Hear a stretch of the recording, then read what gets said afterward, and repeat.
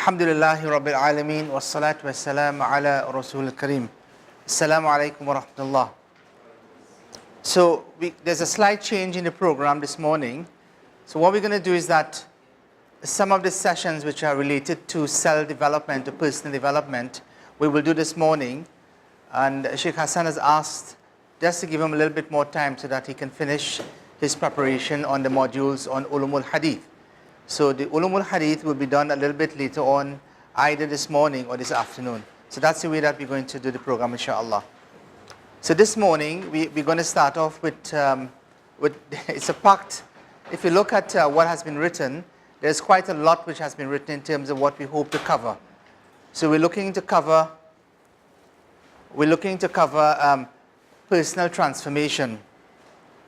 So when it comes, this course is entitled Transformational Youth Leadership Program or Youth Leadership Course. And therefore an important component about what we are about is that of transformation. So I want to look, and transformation means moving from one state into another state. Moving from where you are now to moving into something which is totally different. And that is not something that you would hope that others will be, that you will be able to transform others. But more so it involves first you being able to transform yourself.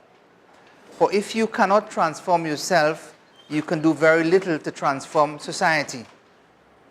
Sometimes you ask yourself why it is that things are not changing around me. And the reason why things are not changing around you is because you have remained as stagnant as everyone else.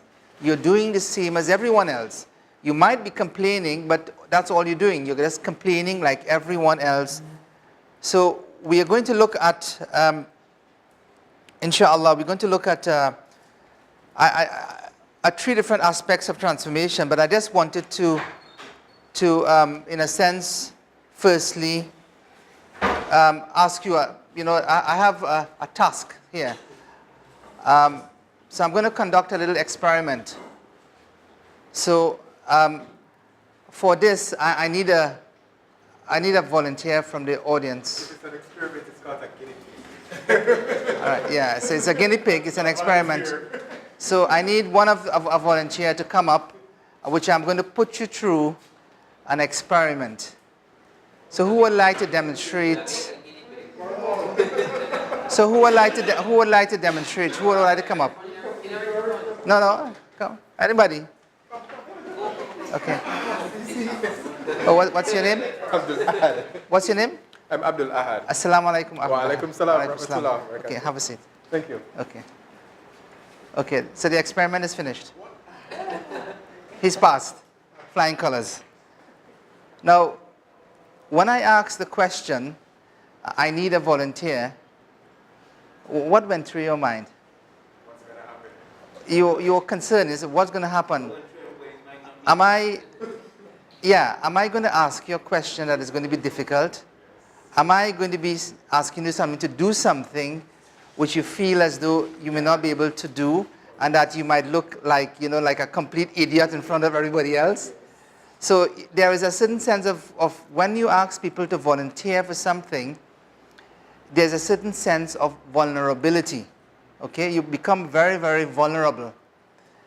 But one of the keys of transformation is exactly that. You see, to be able to change, you have to reach a stage of vulnerability in your life. Okay. Now, Dr. Brené Brown said this. Your experience will only be as good as your willingness to be vulnerable. Your experience will only be as good as your willingness to be vulnerable. Okay? And every experience that you encounter or that you do depends on your ability to be vulnerable. If you are not willing to come out of your comfort zone, okay, and realize, hold on, I'm out of my comfort zone now, you would never be able to get to the next level. Now, yesterday I spoke about why it is that sometimes you're in a career. Let's say you're a teacher. And you remain a teacher 20, 30 years of your life, and you've never moved up You never become a head teacher, you never become a principal, you never become a head of an educational institution or what have you. And part of the reason for all of this is because of your unwillingness to become vulnerable. See, people want to change, and they will say that they want to change, but they are not willing to become vulnerable, to come out of their comfort zone. You see, it could be that you really want to become, let's say the principal of a school. Let's say if you were a teacher. And you started off that way. And then when you speak to the principal or you speak to those in positions of authority, what are the credentials required? Then you realize that you need to do this degree, you need to do that, you need to have this type of experience, you need to do this management, these are the long hours, it's going to take away from your family life, so a whole host of different things. And then you realize that, then you say, well, maybe I can do this, I can't do that, and you start wanting to bargain of what you can do and what you can't do. And then you realize that, hold on, to be able to do something now, I have to begin to sacrifice, and you realize, hold on, I don't think I'm prepared to do that. And as you know, and then you're looking at everyone else, and then somebody else gets the job, and then you start to complain about that person who's gotten the job. And that's because of where you operate in a comfort zone. And once you're in that comfort zone, it's almost as if you know that you're comfortable with life. You're not vulnerable to anything. You know where your job is. You know what time you have to get to work, and you know what time you have to come back. So vulnerability. So keep this thought in mind, and we will come back to it. The idea of vulnerability.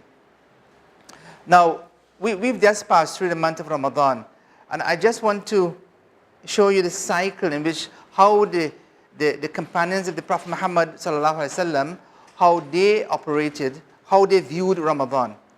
So they viewed Ramadan using this particular cycle. They looked at Ramadan. Ramadan.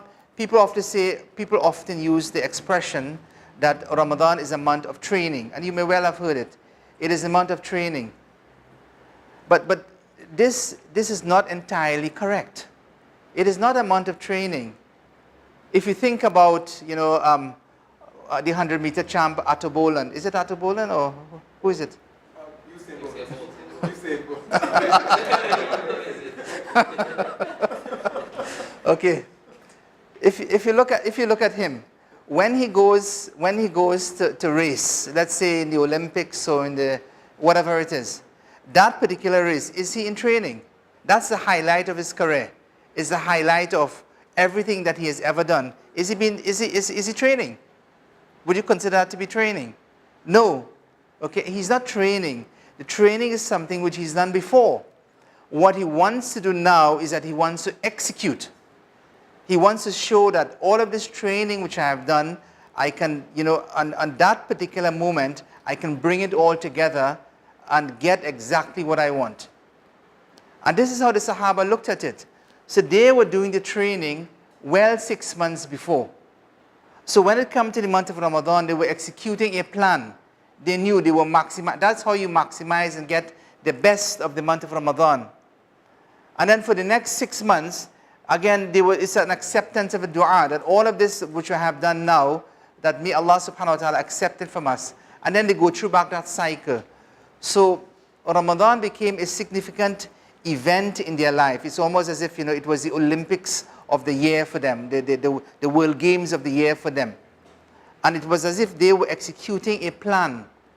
And this is why, for most people, when you think about Ramadan, Ramadan is of limited value to them. I wouldn't say of no value, but limited value. And the reason for that is because they suddenly, it dawns upon them that Ramadan has arrived. Hold on, the moon has been sighted, and everybody started getting excited. And it's only within about maybe 10 days within the month, then they start to get into the spirit of Ramadan.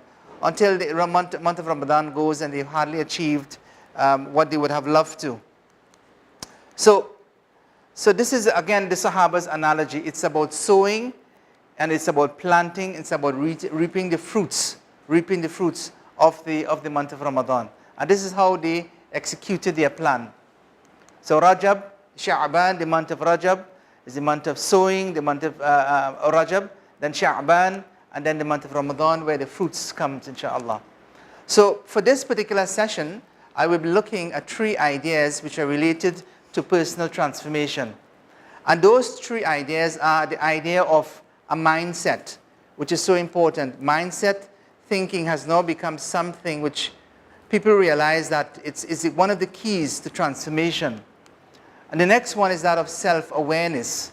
And thirdly, we look at habit formation. And these are 3 interesting areas which have been well researched. And we will be looking at some of the results which have emanated from these research studies, inshallah. So the first one is that of mindset. So what do you all think mindset is? Can anybody give me a definition of mindset? What's that? What you program your mind to do. Okay, what you program your mind to do. That's a good way of saying it, yeah. Your mental approach to something. Anybody else? How? How you want to do something. How you would like to get something done. Yeah. Anybody?